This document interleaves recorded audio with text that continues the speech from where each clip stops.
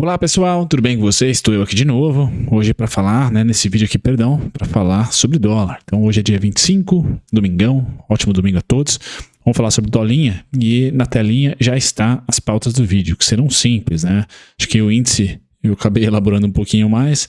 O dólar a gente vai começar aqui sobre o DXY na base semanal, para a gente ter um pouquinho aqui de overview do que foi dito na semana passada e o que eu acho que vai acontecer nessa semana, tá?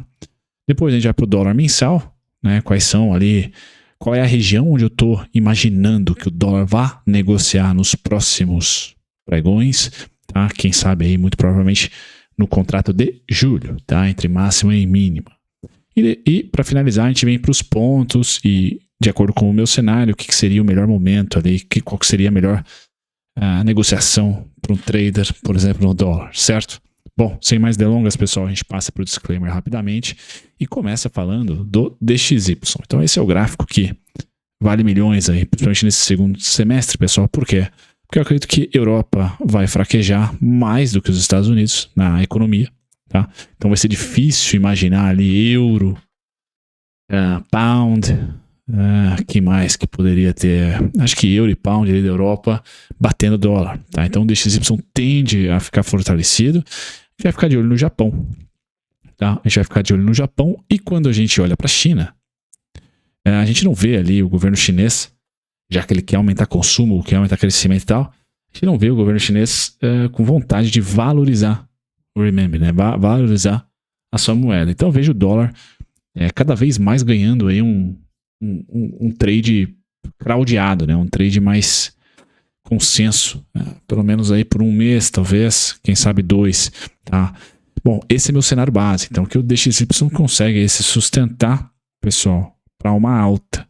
Se essa alta vai vir agora no final de junho, se vai ser em julho, ou somente em agosto, quando termina ali a temporada de verão norte-americana, já que nós estamos a iniciar lá das viagens, então o volume, a liquidez diminui um pouco agora no verão, pessoal. Não sei, mas o meu viés é que o dólar ganha um pouquinho de força, DXY, certo?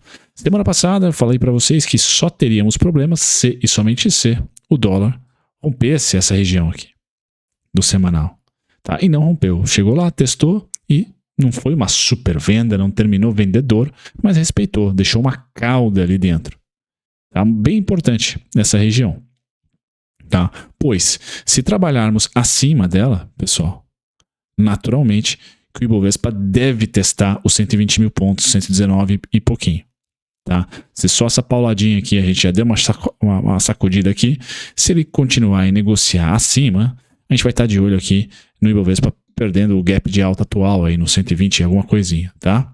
Então, muito importante a gente ter essa dinâmica, tá? Essa noção é um ponto bem importante. Por quê, pessoal? Porque ao romper essa faixa em amarelo, o DXY para mim ganha uma tendência lateral e não mais de queda, tá? Podendo em um dia, em um pregão, dar um spike, tá? Para o 103.600 e a partir do 103.600 ele está liberado para ir para o 105. E essa faixa do DXY aqui é o Ibovespa fazendo o pullback que todo mundo espera. Essa é a minha opinião.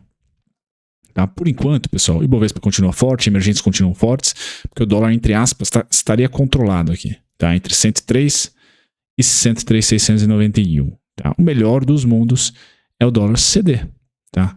É o dólar sentir a região e vir para, novamente, né, o suporte. Onde está o suporte, pessoal? 102,38, 101,370, né? Tem um bloco de ordens importantes aqui também, nessa faixa do 101, 102, tá? Meu cenário base não é que o DXY rompa, tá? E venha para baixo. Não é. Certo? Não é o meu cenário. Porque o Fed meio que comprou mais 2 altas de 25 aí. E eu não vejo a Europa com força para subir juros. Talvez aí os países periféricos subam juros, como foi o caso da Noruega, como foi o caso também, se eu não me engano, quem mais que subiu os juros? A Inglaterra, tá? Bem importante. Então talvez não um pound, né? Mas o euro perca força em relação ao dólar. E aí, né, o DXY ganha força aí se o euro fraquejar. Legal? Então eu tô com um cenário mais construtivo pro DXY, é bem importante dizer, mas ele tem um desafio bem grande, que pode ser marcado pelo mês inteiro de julho, tá? Que é esse desafio aqui de bater o 103,690.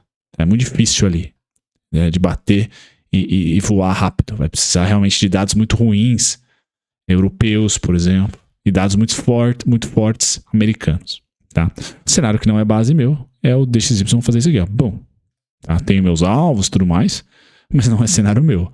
Quem tá com esse cenário aqui, pessoal, o nosso dolinha tem grandes chances aí de bater 4,40, né? 4 e baixo aí.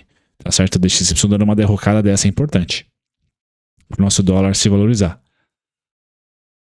Nosso real se valorizar, perdão. O meu cenário, eu vou pôr de azul, é que o dolinha, o DXY, ele pode brigar aqui, não tem importância se ele cair até o 101,370, no 102, mas ele vai ficar o mês de julho aqui, ó, negociando aqui. A partir do momento que tiver dados suficientes dessa disparidade que eu estou imaginando entre Estados Unidos mais resiliente e Europa mais fraca, o meu cenário base é que o dólar vem para cá. Tá? E aí todos lembram, quando o DXY atingiu esse patamar, o Ibovespa, isso nós estamos falando de março, abril, tá? O Ibovespa deu uma queda, fez uma queda forte, tá? Boa. Teve uma queda bacana, o Ibovespa. Está falando desse momento aqui do Ibovespa, que é um gráfico do Ibovespa. Aqui, ó. Tá? Estamos falando de março e abril. Então, importante é monitorar o dólar, se ele de fato rumar novamente para o 105, pessoal, o caminho dessa arrumada vai fazer o Ibovespa realizar. Tá? Eu acho que isso é um pouco nítido. E os emergentes de maneira geral. E a gente olha para commodities e o negócio não anda, né? O petróleo não está andando, o minério de ferro consolidou. Não vai ter bancão que segure o Ibovespa, né? Aí sim a gente vai ter aquele cenário do IFNC, setor financeiro, batendo o Ibovespa de longe. Tá? Porque ele, apesar de ter o Itaú lá como grande composição, o Bradesco também, o Ibovespa é Vale e Petro, né? Se ambas realizarem, e eu tenho ali para a segunda quinzena de julho a Petro realizar, e a Vale, se ela não andar, já vai ser ruim ali nesse cenário. Beleza, pessoal? Então, DXY construtivo, só o timing, né? Não vejo o final de junho, talvez até o começo de julho, como sendo mais legal ali para você acreditar no dólar, numa alta do dólar, uma recuperação do dólar perante o real. Tá? Vejo que vai estar mais para o fim de julho a agosto, então daqui um contrato e meio eu olharia ali, tá? Mas tá aí o cenário e as bolinhas para vocês do DXY. O nosso dólar, pessoal, para essa semana, os dois pontos mais importantes, ou o ponto mais importante, porque o outro tá tão distante que eu nem vou falar, né?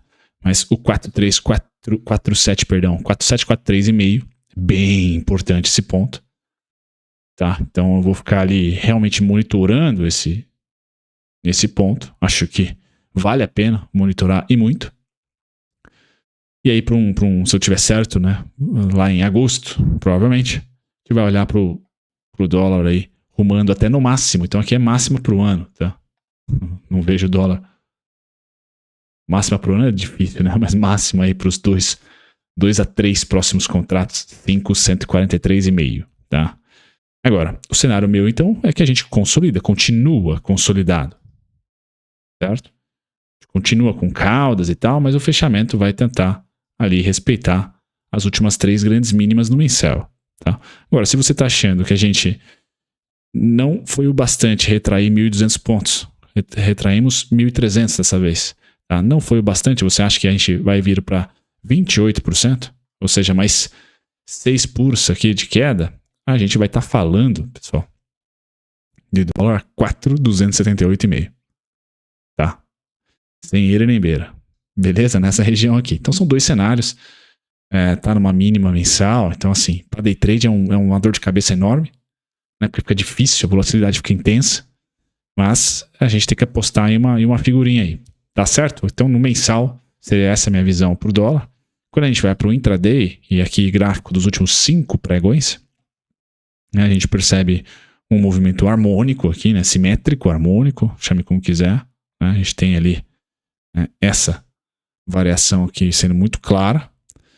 Caso ela volte, pessoal, mais uma vez, então, eu vou estar de olho ali para as proximidades de 826,5 ali, né? Tem um fair value gap aqui nessa região, então fica de olho. 4,826, 4,833,5, 4,838. Tá? Seriam os principais alvos de expansão. Tá? Para a abertura, segunda-feira, caso abra abaixo dos 4,796,5, esse cara aqui é a única resistência que eu tenho mesmo. Tá? Depois eu não vou ter nenhum ponto, não vou usar nem esse topo e nem esse topo aqui para pôr ponto. Tá? Vou deixar eles quietos aí. Só o 4,796,5.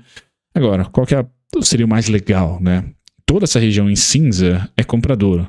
Tá? Na base mensal, na base semanal e na base diária. Por isso que tem bastante região aqui. Tá? Pintadinha de cinza, certo? E aí eu separei os principais pontos aqui e coloquei algumas legendas. Eu tô de olho no mensal, né? A cauda do candle mensal ali é o que eu mais tô de olho. Então 4,7, 4,3,5. Agora, a gente tem diversos pedágios, pessoal. Para a abertura de segunda-feira, por exemplo, os dois principais pontos estão aqui em 4,775, tá? E o 4,773. Legal? Depois, mais um bloquinho aqui de região. 4,765,5, 4,762, finalizando com 4,761. Tá?